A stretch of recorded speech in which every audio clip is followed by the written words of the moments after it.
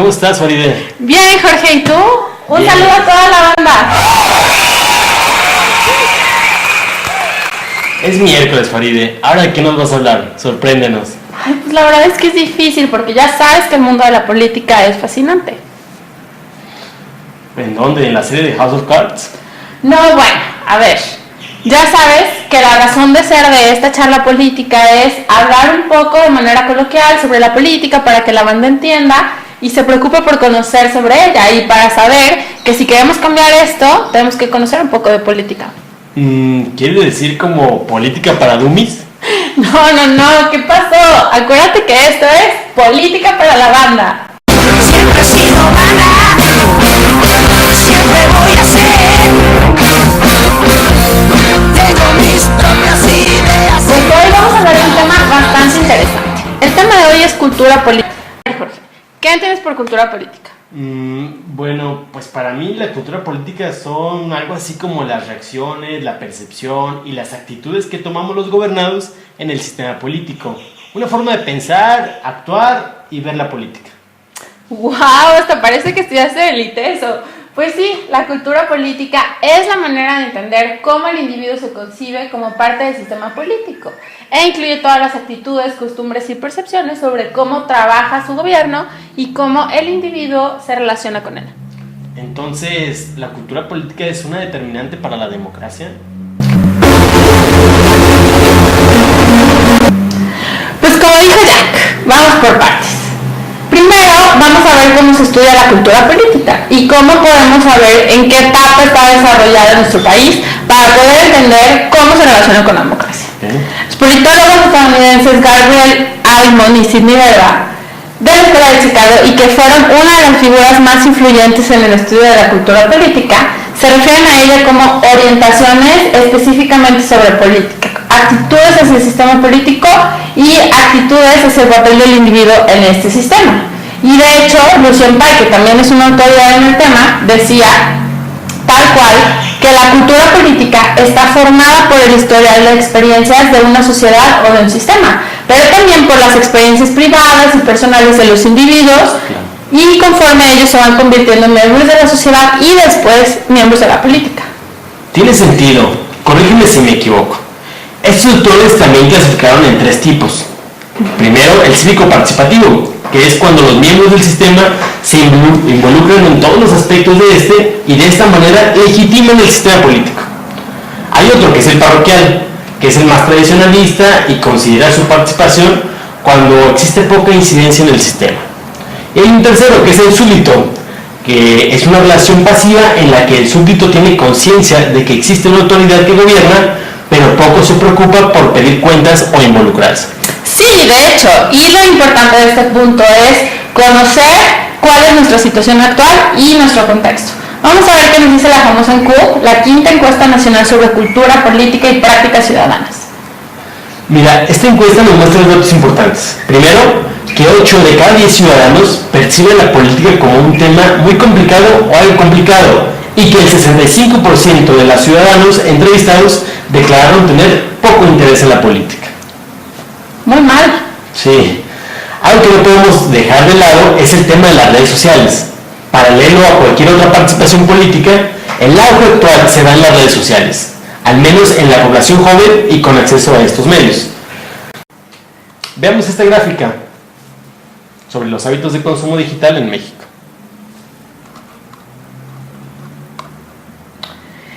Y bueno, viendo esta gráfica, yo creo que el punto aquí es que si el 92% de los mexicanos que tienen acceso a internet tienen redes sociales, y si cada 8 de 10 empresas tienen un perfil en redes sociales, quiere decir que estas se han vuelto un catalizador importante para compartir expresiones y opiniones que reflejan la cultura política de nuestro país. Por ejemplo, checa el comentario de Carlos Eduardo, que es un estudiante de medicina. Vamos a verlo.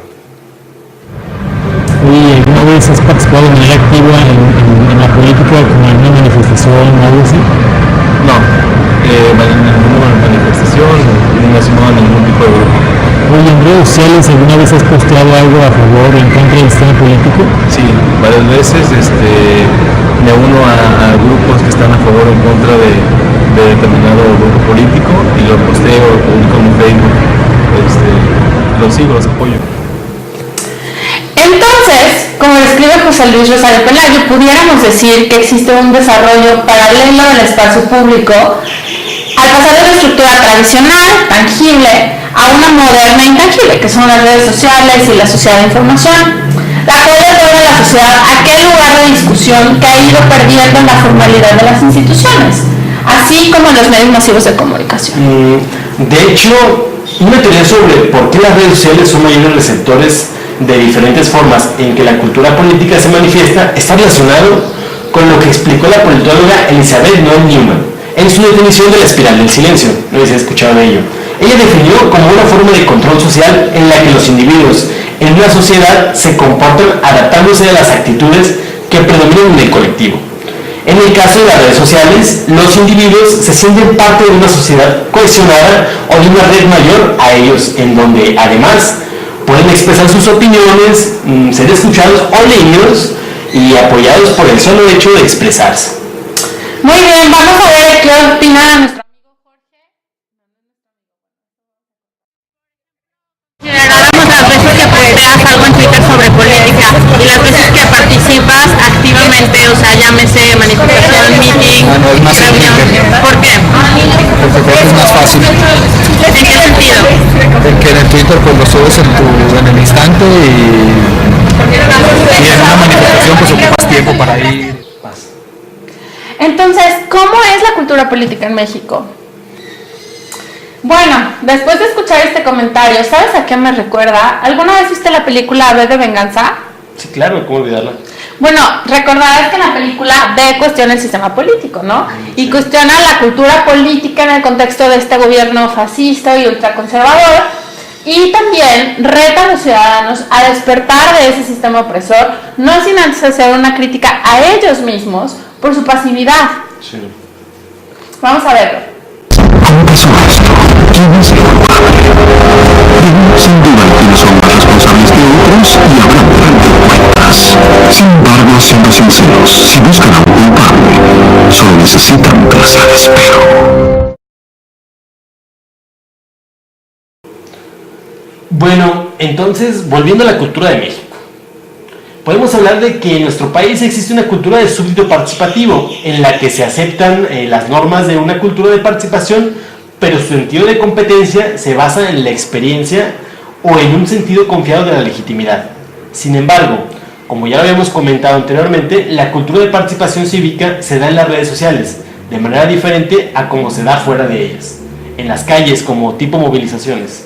Exacto, y de hecho, si habláramos de los efectos del uso de las redes sociales en los movimientos sociales y considerando lo que dice B, podemos replantearnos lo que habíamos platicado en un inicio, ¿no? O sea, ¿es la cultura política un determinante para la democracia?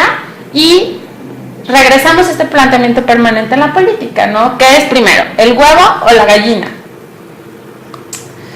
Es decir, ¿se necesita democracia para que haya demócratas o lo que es lo mismo, una cultura política con valores democráticos o más bien se necesita demócratas para que se den las condiciones de la democracia? Excelente pregunta, Faride. Se me viene a la mente el caso del fenómeno Yo Soy 132, donde participaron de manera activa una enorme cantidad de estudiantes y la creación de una red cibernética a través de las redes sociales.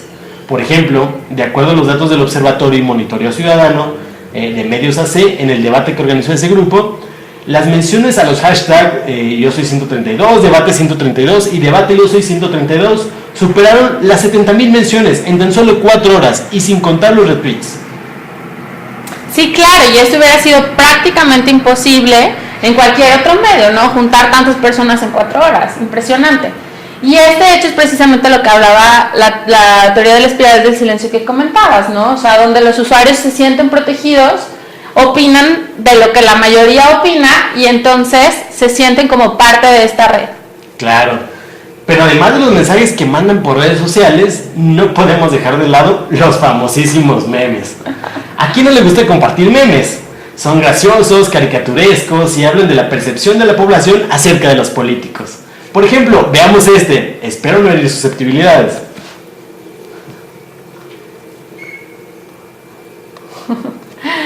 Ahora, tengo esta pregunta. ¿El número de veces que le das like o compartes un meme o una crítica política influirá en el desarrollo de la democracia? ¿Haces comentarios sobre política en las redes sociales? No. ¿No? ¿Por qué? Pues cuando veo algún comentario, pues apoyo, pero yo como que lanzo alguna idea, ¿no? O sea, le das like, por decirlo así. ¿Y se te hace más cómodo darle like o apoyar una idea en redes sociales o apoyar una manifestación o dar dinero a alguna causa o unirte a un partido?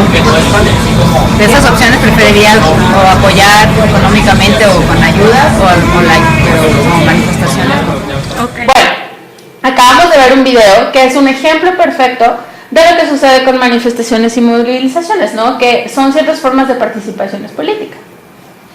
Ahora bien, para consolidar el hecho de que la cultura política es determinante en la democracia, observemos este caso donde las redes sociales fueron el conducto para grandes movilizaciones que influyeron en el sistema político. Un hecho histórico que marcó, para mi gusto, el auge en las redes sociales en la cultura política de una sociedad en el contexto histórico fueron las movilizaciones de miles de ciudadanos en Túnez y en Egipto. ¿La primavera árabe? Claro, exacto, donde lo hicieron para protestar contra sus gobiernos y las cuales fueron convocadas por Facebook y por Twitter. Convocaron a través del movimiento 6 de abril y desafiaron el toque de queda. Se manifestaron en las calles de Alejandría, donde hubo más de 30 muertos, en el Cairo, Suez y Mesura, con gritos de "fuera Mubarak" y "Túnez es la solución". Es decir, la revolución no la hizo Facebook ni la hizo Twitter, tan solo el medio. La revolución la hizo la gente. Bueno, Jorge, pues ya se nos está acabando el tiempo, lamentablemente. Entonces, ¿qué podemos concluir sobre nuestra discusión de hoy? Bueno, la cultura política en México es súbdito participativa. Se compone por rasgos muy característicos que muestran principalmente un bajo interés a nivel general en temas de política. Pero vemos cómo el uso de las redes sociales es una vertiente de nuestra cultura política, que la hace más participativa. Por tanto, la participación activa en cuanto en nuestro país ha despejado como un boom en el campo de las redes sociales, que de forma paralela refleja la actitud y la integración de un gran porcentaje de la población desde su manera de pensar, como a la mexicana, de forma chusca, caricaturesca, pintoresca y donde se construyen rápidamente las tendencias de la opinión colectiva. Pues es tan fácil como compartir un tweet desde un smartphone, una tablet o cualquier celular, al grado de que los políticos han tenido que incursionar en el ámbito de las redes sociales, pues saben que hoy son un factor decisivo y que incluso, como lo vemos en el ejemplo, pueden apoyar de manera paralela otras formas de participación política o incluso funcionar como un conducto para gestar una gran manifestación.